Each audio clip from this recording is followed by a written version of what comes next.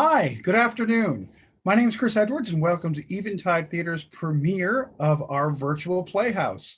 For those of you who are with us and have hung in there with us, you understand we were experiencing some technical difficulties a little earlier. I really appreciate you sticking there and you're sticking in with us and hanging in with us. As with any new adventure, there's going to be a few hiccups along the way, and it wouldn't be live theater if we didn't stumble a little bit every now and then. So thank you for staying with us. For those of you who are just tuning in, we hope you enjoy what we're about to present to you. For those of you who misjudged the time and thought it was 4:30, you are right on time. We are so glad that you made it exactly just for curtain. Today we have a wonderful pair of plays for our inaugural performances, both written by Candace Perry. Candace, who is here with us today. Candace, you can come on and join us. I'd love to have you chat with us a little bit. Candace is the original winner of our Kaplan playwriting competition. And she is also, I'm excited to announce, if you haven't already heard, she is our first artist in residence for the brand new Playwrights, Etc., Eventide's new Playwrights Lab. Hi, how are you doing, Candace? Hi, I'm doing great, and I'm so excited that we're live now. This is great. Yes, yes. It was fun trying to figure out why the buttons weren't working and why why the levers we were pulling weren't working. And we revived the hamster and gave him a little bit of water, and the wheel is spinning again. So we should be great. Okay. So for those of you who are watching us and are getting a kick out of the fact that we're amused by our own technical foibles, you understand how important live theater is and the role that in all of our lives, especially now when we're stranded and we're stuck in different locations and we're doing everything we can to get out and experience things. You know, live theater has been one of the greatest casualties of everything that has been going on. And we at Eventide have really taken it on ourselves to continue to try and bring live, theatrical, enjoyable content to our community virtually. And one of the cool things about virtual theater is you can do it anywhere, as exhibited by this. I'm actually, I'm in a cabin as the camp master at a Boy Scout camp this weekend, but I've hooked up my computer and I've got a great signal, and I'm actually able to host this remotely from here as opposed to where I usually do from my office. If you'd like to see us continue doing these things, we need your support. We need your help. We're not asking for a lot. The price of a cup of coffee, the price of a cup of a ticket, the price of a couple of tickets. If you want to splurge and spend what you would spend on a theatrical season, we wouldn't say no. But whether it's $5 or $500, it goes a long way to helping support what we do and the mission of our theater company, which is to keep you entertained and to keep you engaged throughout all of this. And Chris, what do people do if they would like to send a donation? The easiest way to make a donation is if you are watching us on Facebook, which is really the only way you can be watching us right now. If you're watching us on Facebook, our managing director is actually monitoring our chat room, and she will put up, if she hasn't already, she will put up a link that you can click very easily, and it'll take you to our ticketing program, and you can choose to make a donation through that. And again, $5, $50, $500, $5,000, that would be wonderful. But anything helps. Anything at all helps. And if we bring a smile to your face and a little bit of joy in your heart in some of these times, then ask yourself if that's worth making a little bit of donation for support. All right, enough of my pitch. Candace, tell us a little bit about what we're going to be seeing today. Okay, we're going to see two short plays. One is called The Tour, and the other one is called Fragrant Phantom. And these are short plays that have been done on stage, but it's the first time they've been done on Zoom, and it is a different animal. And it's not film, it's not on the stage, but it's its own thing, and it's kind of exciting. And we're very fortunate. We have some fabulous actors who have gotten into this and are helping us. And I just wanted to tell a quick little story. One of my favorite things that happened in the process of doing this, Dennis Cunningham was one of the actors, when I was thanking him profusely for being willing to try this out. And he said, no, he said, thank you. He said, it feels so good to have a script in my hand. And so that was kind of neat, to think like, okay, this is putting scripts in people's hands, and hopefully it's putting some entertainment out there for folks who are out there watching. Well, it's pretty amazing. And honestly, Candace, I got to give you a lot of credit. You've assembled a great cast. For those of you watching at home, you're going to see some familiar faces. You may see some new faces. And as our virtual playhouse grows, you're going to see a lot more new and original content. This is part of Eventide's commitment to bring new plays and new material to our community and to celebrate the artists here on Cape Cod, to celebrate our Cape professors, to celebrate our Cape directors, and of course, the wealth of talent we have with Cape writers. And with that, Candace, I'm just going to turn the program over to you, and I'm going to let you take it away. Alrighty, thank you very much. It's my great pleasure to get to introduce the first play, which is The Tour. This is a short play about the white privilege of thinking a Southern plantation was a place of charm and beauty. I imagined a plantation tour given by an owner who wanted to correct the antebellum mythology, a Black woman who has restored a place to tell the whole story.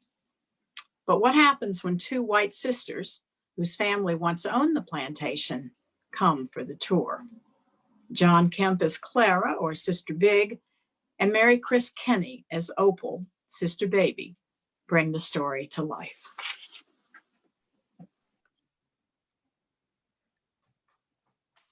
That's it. I'm getting ready to quit. You can't quit. I'm sweating like a field hand. Sister Baby, ladies do not sweat.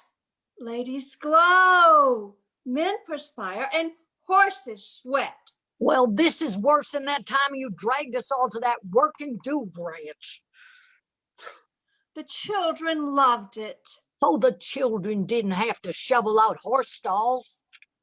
Oh, quit being such a baby.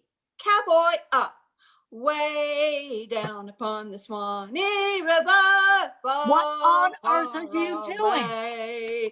I'm singing. That's how the slaves did it. Don't you know it makes the work go easier? What I do know is I am not a slave. Of course you're not. We're just pretending. Only you need to pretend a little harder, so we'll be able to buy our timeshare here at Valgrande. Well, we could have bought our timeshare and been up in that air conditioning in the big house, sipping mint juleps.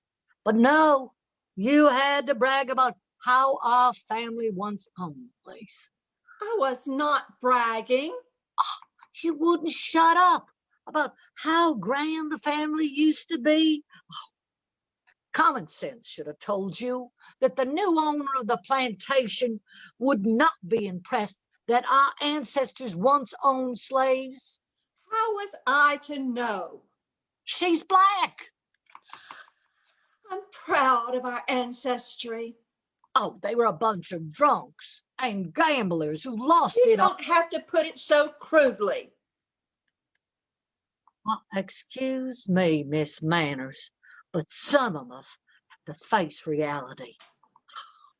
This plantation hasn't been in our family since before the war, when Mama's great-great-uncles ran it into the ground. I'll admit some of them were not the best businessmen. Oh, according to the tour, they practiced every vice known to Louisiana men. Drinking, gambling. Opal, ladies, do not talk like that. Well, ladies don't usually chop cotton.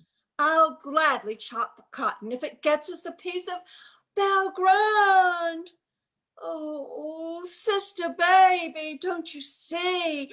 Valgrande, back in the family after all these years. Oh, Valgrande, back in the family for 1 week out of the year. In July, the height of the mosquito season, I'll probably get malaria and die. Nobody's dying at Valgrande. Didn't you pay any attention to the tour? Plenty of people died. And the new owner calls it Delone for the slave who led the revolt. Charles Delone, the one. In my mind, it will always be Valgrande. In my mind, it will always be the place where I had the misfortune of being a slave for a day. All because you wanted to own a piece of it. Relive the glory days, or whatever it is you're after. Unlike some people, I appreciate the past. Well, apparently so does the new owner. I've gone many a mile for you, Sister Big, but this takes the cake. I am forever in your debt. You know perfectly well if I'd had the slightest idea. You said that we were going to live in the antebellum life for a day. We'd be wearing those beautiful gowns with the petticoats, maybe dancing a quadrille with some Rhett Butler type. Don't you think I was as stunned as you when she handed me that hoe and said, somebody's got to chop the cotton that makes them petticoats? Well, this is not the day on the plantation that you promised me. Well, what kind of a colored woman wants to own a plantation anyhow? Well, you're always saying that you wish that more people took an interest in their past. Well, Clara, you found a person with a lot of interest in her people's past. I thought she made it pretty clear in the tour.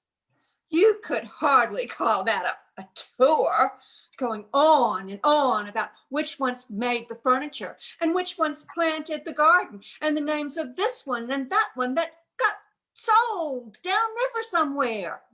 In the slave revolt. Oh, I can't bear to think about that. Well, all I know is that one day in this cotton field and I'm ready to take up arms. Don't even joke about that. Who's joking? Everybody always said that the slaves were happy. They were well cared for. They had the chance to get proper religion.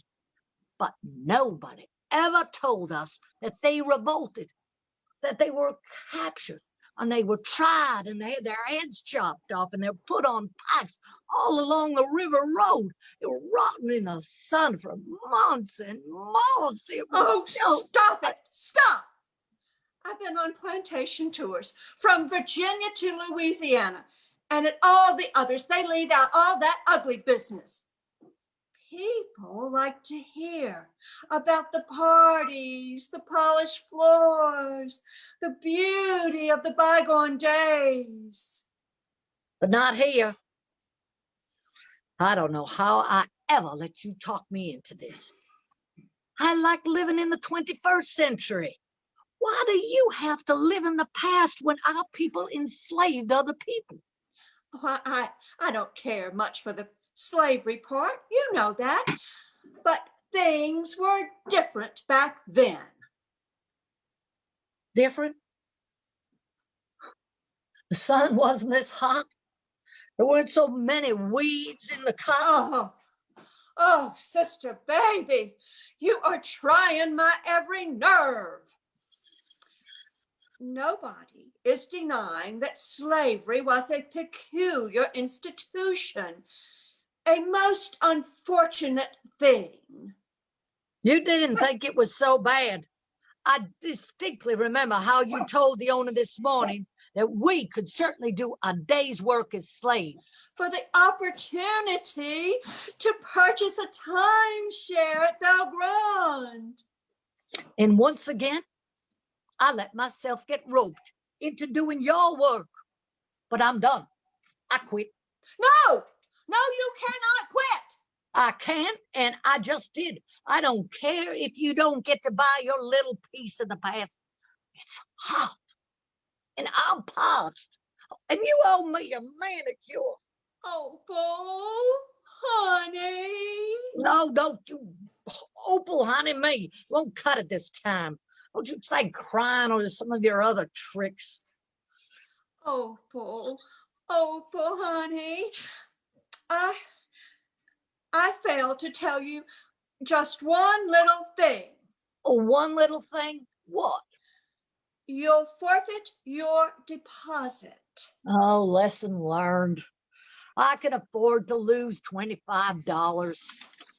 but not 2,500. You've been in the sun too long. I certainly did not agree to a $2,500 deposit, which I would forfeit if I couldn't finish out the day. No, you didn't. But now, when you went to the ladies' room, I asked the owner if she had plenty of timeshares available. And it turns out she was almost sold out.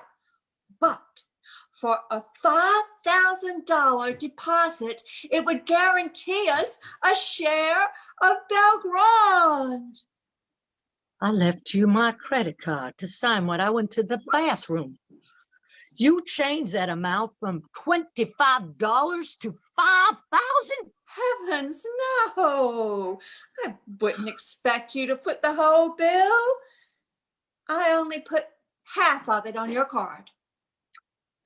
You're telling me that I lose $2,500 if we don't finish out the day? But if we finish, and we can finish, if we finish, we get the option to buy a week's timeshare. No harm done. You've lost your cotton picking mind. You have no right. I'll make it up to you. Now, you just act like you're working, and I'll finish hoeing this now, but you just move around a little and make some scratches in the dirt. I will never forgive you. Never. I am so sorry, sister baby. You've always been selfish. You've always gotten your way. You're meaner than Scarlett O'Hara ever hoped to be. I know. Let's do Gone with the Wind, like we used to when we were girls. It'll make the time pass, and I'll let you be Scarlett this time. You always wanted to be Scarlett. Let's do that scene where her daddy's voice, she hears it, reminding her that land is all that matters, and she's working the soil, as God is my witness. As God is my witness, they're not going to lick me. As God is my witness, I'm going to live through this.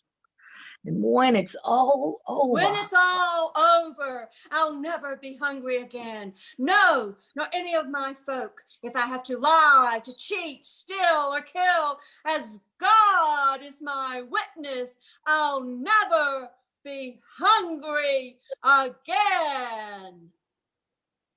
Oh, just shut up and hoe. Oh.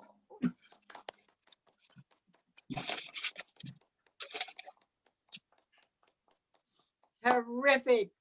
Thank you, Mary Chris and John. That was great. That Chris, was- are you coming back on. There we go. I am. That was fantastic. Thank you for sharing that with us, Candace, and thank you, Mary and John. And we'll bring Mary and John back at the end of the broadcasts for those of you who are watching, just to be able to give them an appropriate round of applause again, if you'd like to. I thought they did a wonderful job. I know you kind of touched on it, but what inspired that play, and kind of what made you? Well, I'm trying to figure out how to articulate the question. I'm curious as to how dealing with such what could have been a very heavy-handed issue was dealt with rather comically and appreciatively. Kind of what brought that about? Well, one of the things I really like to try to do is to deal with social issues in a way that people can bear to watch them and listen to them and maybe think about them, rather than just hitting people over the head. But, in the light of where we are right now with racial reckoning, Black Lives Matter, and statues coming down, one of the things that continues to amaze me is that these plantations keep making a business, and people have weddings at them. So it's kind of an issue that has really grabbed me. I grew up in the South, lived in the South all of my life until I moved to the Cape, really. And so the plantations really interest me. Like, why do we still think they're so charming when they're they're really not. They were brutal, horrible places. I have a full-length play that I've written called Along the River Road that really takes us on in much greater depth. And it wasn't until I was an adult that I learned about the 1811 slave revolt, which was the largest slave revolt in North America. It was in New Orleans, and you don't learn about it because obviously it did not succeed. But there's a lot of people in New Orleans now trying to bring that history back. So this interested me. And then also, I just have to give a shout out. The person who played Sister Big is my first cousin, John Kemp. And the women in this play closely resembled our mothers. So they did a lot of traveling together. Great. Well, folks, if you at home enjoyed this, again, please look at the comments on Facebook. There is a link there where you can make a donation. And as I've said before, any little bit helps. We are going to move on to our next play. So I'm going to turn the reins back over to Candace once again. And Candace, why don't you introduce the second piece that we're going to be watching today? Okay. So thank you all for being here, and I hope you will enjoy this next one. Kind of switching gears. This one kind of inspired by some things I learned about a character, Zelda Fitzgerald, and also having been involved in a lot of Tennessee Williams festivals kind of made me think about this. But one of the things I learned was that in his later years, the renowned playwright Tennessee Williams was not as successful as he had been earlier. His last Broadway play, Clothes for a Summer Hotel, was about Zelda and F. Scott Fitzgerald, and it was considered a flop. In Fragrant Phantom, I've imagined what happens when Tennessee and Zelda meet in the afterlife, and she tries to help him improve the play. Dennis Cunningham plays Tennessee, and Cynthia Harrington plays Zelda.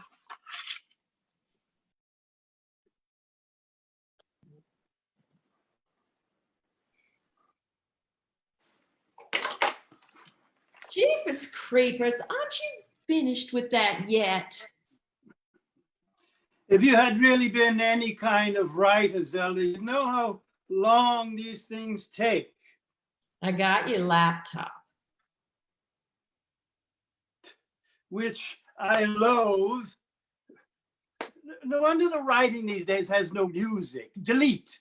No time to let the words roll over the tongue like a hard candy. Just delete, gone, like a summer lover. Laptops are the elephant's eyebrows. Wish I'd had one in my day. And email and women's lib and Dancing with the Stars. Do, do, do, do, do, do, do, do, do, do, do. You quitting already? Dance is hard. Writing is hard. Art is hard. I gave my all to that little play about you and your husband. I don't know what else you want from me. I want you to get it right.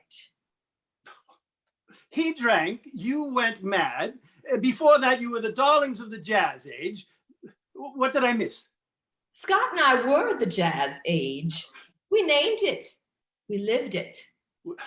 Maybe you lived it, darling, but Scott named it. Your husband was the one with the words. Words he stole from my diary, my letters, my words, my life. Well, Scott turned it into art. What was it that your friend McCaig said about you? Small town, Southern belle, chews gum, shows knees. I hate blood-sucking writers.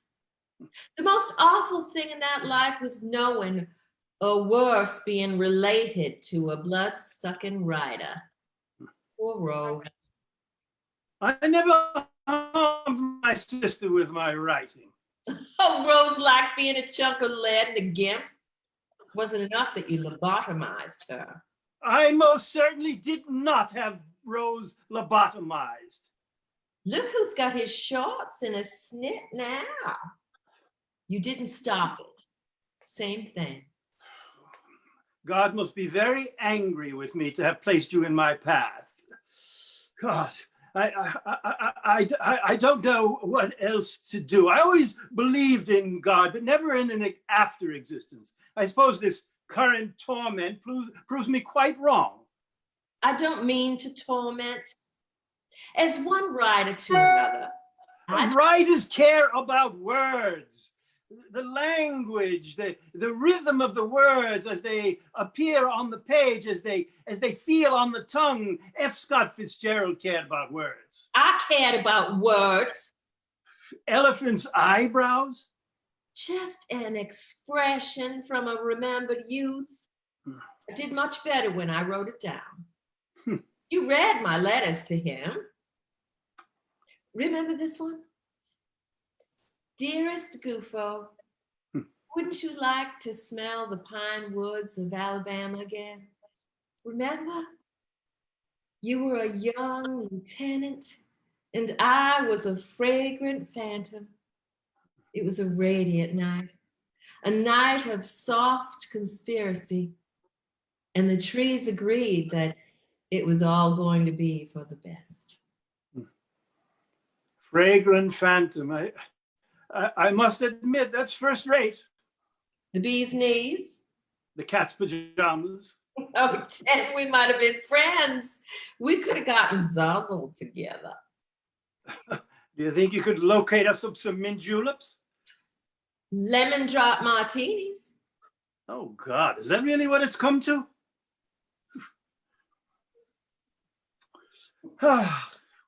I don't know what to say. If you expect me to keep working, I'm positively parched. I must have some libation. I don't much care what they're drinking in Paris these days.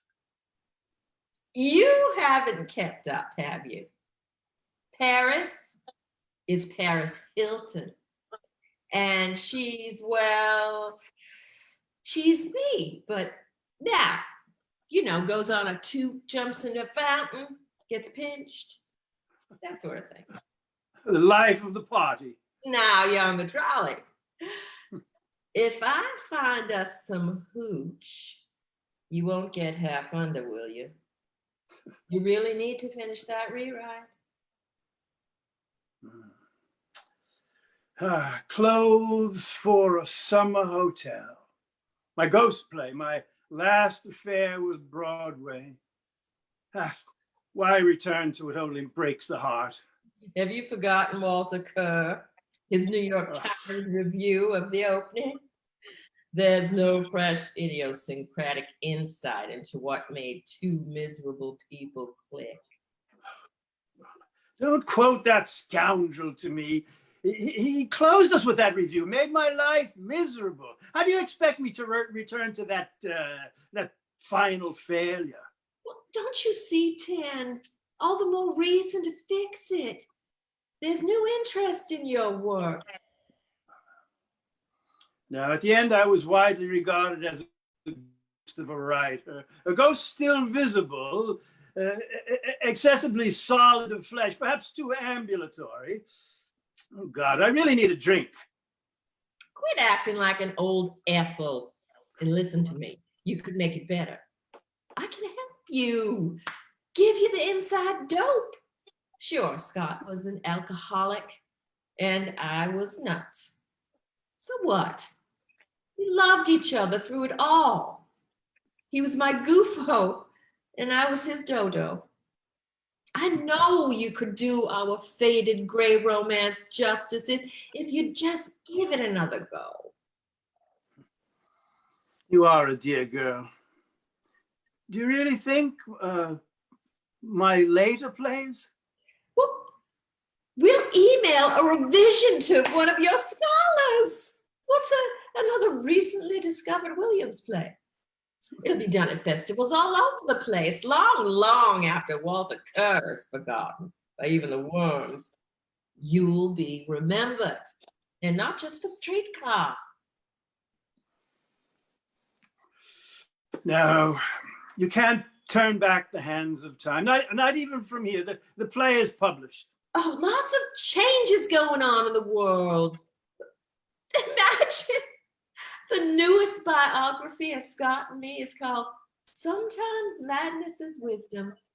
And did you know I'm being taught in women's studies? Isn't that just The cat's whiskers.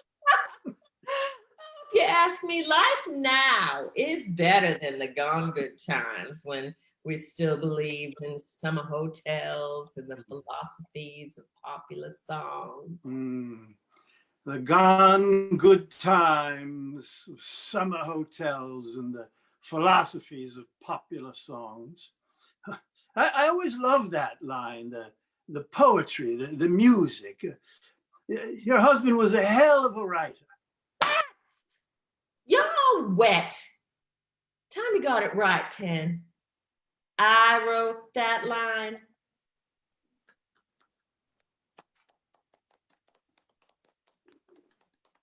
Bravo, well done. Bravo, terrific. That's fantastic. So great. So Candace, kind of a similar question as to the last one. That was a lot of fun. What brought you to, what motivated you to write that one? That was a curious choice of subject. Yeah. Well, I've been very fortunate. I've been involved in both the Tennessee Williams Fest in Provincetown and the one in New Orleans, and have taken part in them, had some short pieces. And I actually wrote this one for the Tennessee Williams Fest in Provincetown several years ago. But I spent a lot of time, as I mentioned, in New Orleans. And then when I learned about, and the plays we were supposed to write that time, the prompt was to write a ghost play, which I didn't really quite know what that was. And so I researched, I do a lot of research. And this was a play that Tennessee Williams wrote that he called his ghost play. And it's, to me, it's the hardest title to say. It's Clothes for a Summer Hotel. And it's a play about Zelda and F. Scott. She died in a fire in the sanatorium she was in, and he was an alcoholic. So they were kind of a mess. But I was real intrigued by their relationship. And then that Tennessee Williams tried to write this play about them that was not well received. But I really liked the play when I read it, and I think it's been revived. And as you know, like the Tennessee Williams Fest here does some amazing work of his that has not been heard of before. And so that's what kind of gave me the idea of Zelda in the afterlife would say, oh, well, we'll just email a revision. They pop up all the time. So it was fun. And I thought also we are learning more and more about the women who really did a lot of usually their husbands' work with them. I think Einstein's wife, there's a number, and often their work is definitely pushed to the back. And all of the quotes that I used in the play really were from Zelda's writings, excuse me. Some of them F. Scott stole from her writings. So, and she really is being taught in women's studies, and there really is a biography about them called Sometimes Madness is Wisdom. So it's kind of fun. You can't even make this stuff up, That's great. I love that. I love the dramaturgy behind what you were writing and why and how. I love the fact that we've been able to experience this again after having had it performed at the Provincetown, at the Tennessee Williams Theater Festival. Mhm. It always amazes me how much great art and great theater there is here on Cape Cod. Oh, yes. Yeah. From the Provincetown Film Festival to the Tennessee Williams Festival to the Woods Hole Film Festival to the theater to the multiple theaters here on Cape Cod, and everyone brings such a unique flavor and a different perspective to the table. Mm-hmm. Mm-hmm. For those of you folks who are at home watching this and you're enjoying what Eventide's bringing to the table, you're taking a seat at the table. You can make a donation. You can also explore membership, becoming a part of our organization.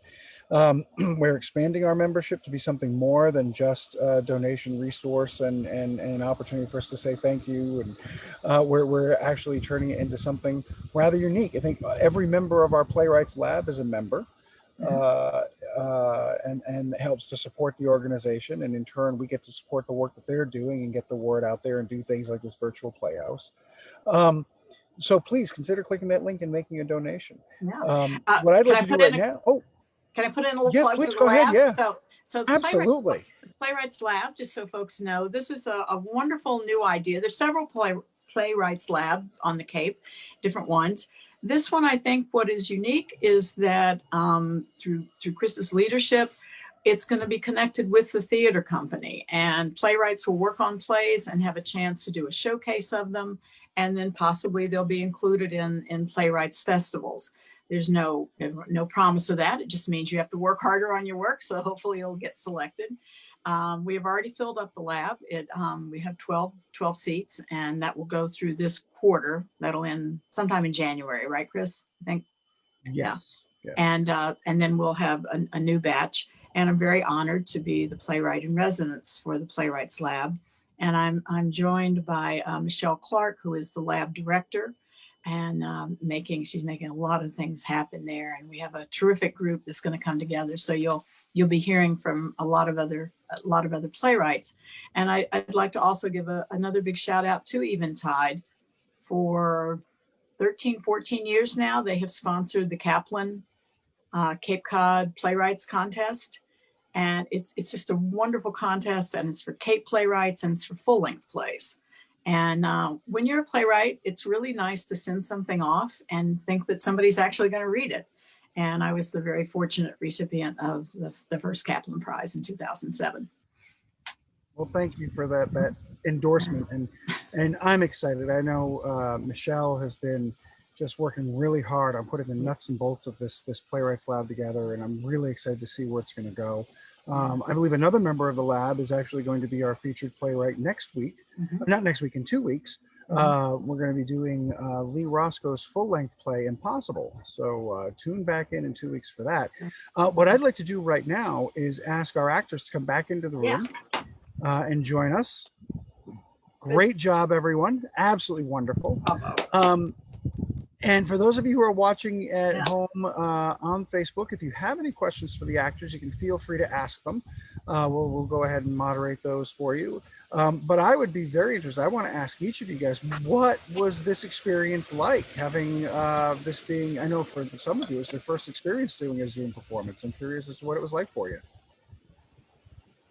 Host disabled. Host disabled. John, put on your camera. I've got my camera on, but it's the host. There we go. Host disabled. Oh, there we go. Oh, okay. Sorry. Alrighty.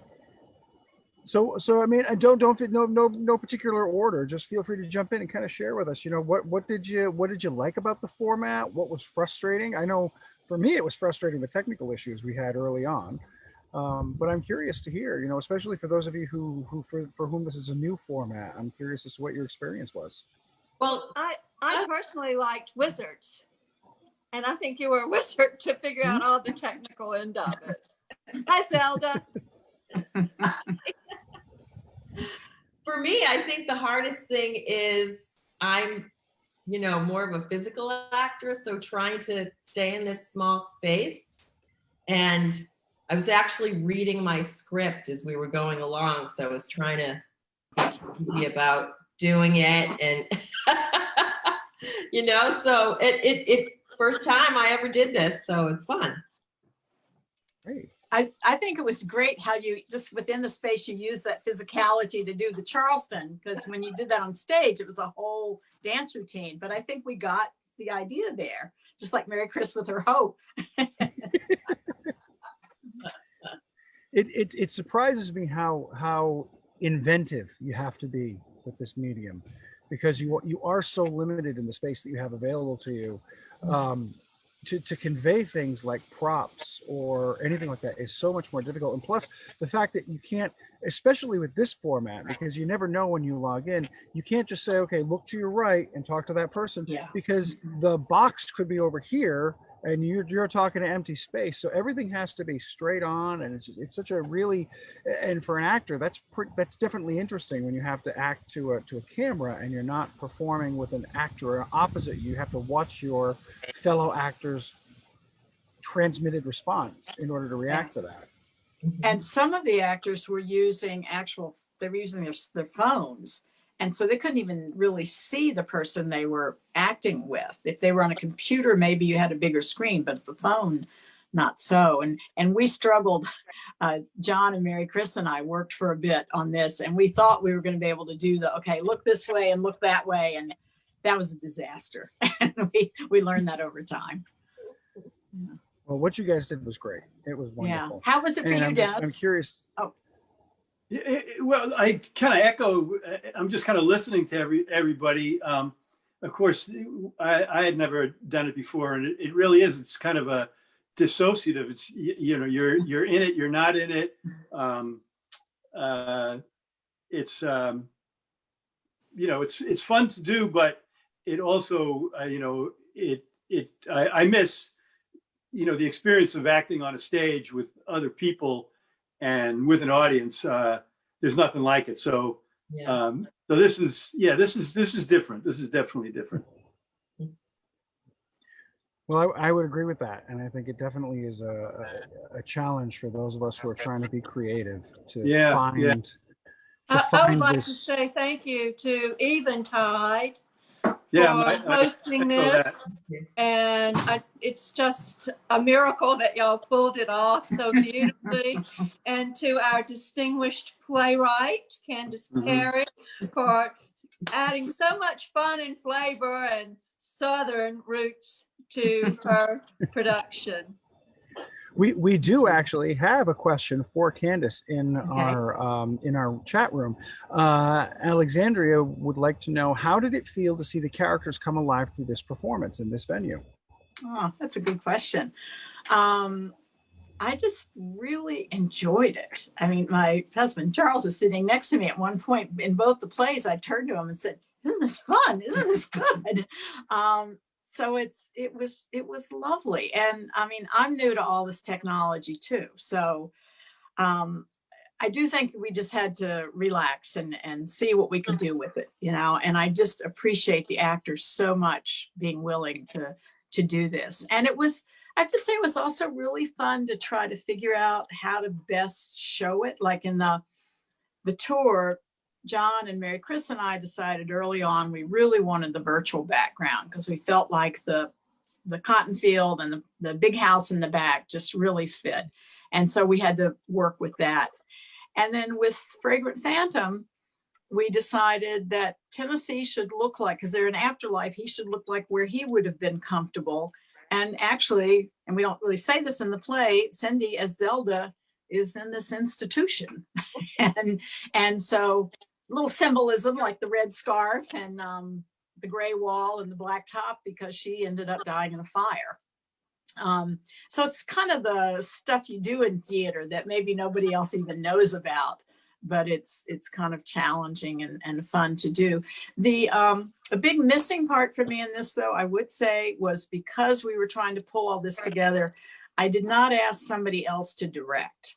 And I miss that because I really like directors. I value them immensely. I feel like it's like having another parent for your child. And so the actors really had to be my co-directors, and I appreciate that a lot. And so we did a lot of taping and then watching and then coming back, and that was really great.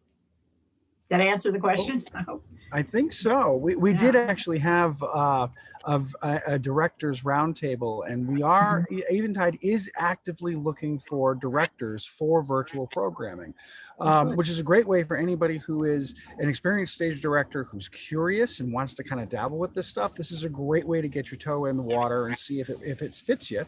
And for people who have wanted to direct and have been thinking about directing, but are like, big stage stuff kind of scares me, this is a great introduction for a new director to sharpen their teeth on some material and work directly with playwrights. So if you are a director or you're considering directing something, please reach out to us, because we would love to chat and see if there's something available. I do have, let me see, Jim asked a question. He wanted to know, how easy was it to time the Zoom delay between each of you? Which I thought was interesting. Did you guys find that there was a delay in your conversation?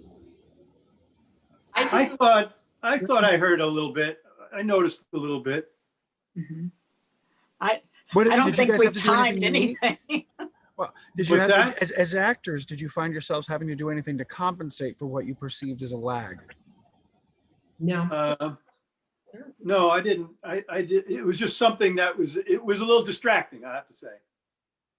Okay. The volume. It was difficult for me to hear the other actor, to hear Mary Chris.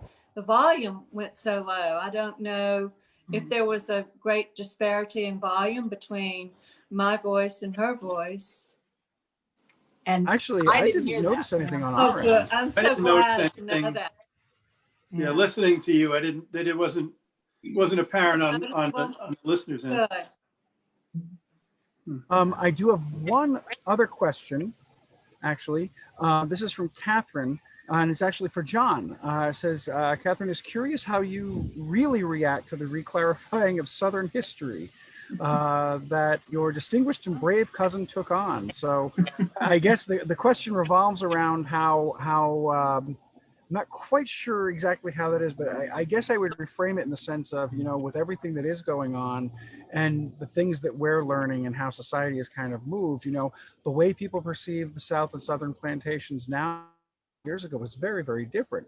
And I'm curious as to, how do you feel about that? What is your take on that? I think it's about time that they told the truth, and there's just a wealth of information. I'm also a novelist and a playwright, and I'm just finishing up a Whistle Me a Woman book based on the Bobo Till murder, and a lot of that whole racial overtone is present. But it was, Candace did a fabulous job. She's a brilliant playwright. I'm so glad she's my kissing cousin.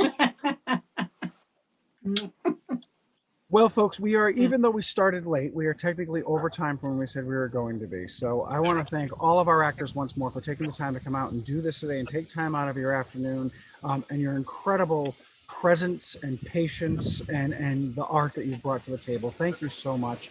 Candace, Thank you. what a great way to get this started. I'm so excited. Yeah. And for those of you at home, if you like this and you want more, we're going to be back next week with our next installment of Eventide Tales. And then the following week, we'll be back with our virtual Playhouse with the virtual premiere of Lee Roscoe's Impossible. So until then, we hope you enjoy and find art and joy wherever you can. Set your clocks to join us here at Eventide every Saturday at 4 o'clock, because we are always going to have something interesting cooking. You guys have a great day. Thank you so much. Thank you all so much. Thank you very much. Yes, thank you, Candace. Bye. Thank you. Thank you. Bye-bye.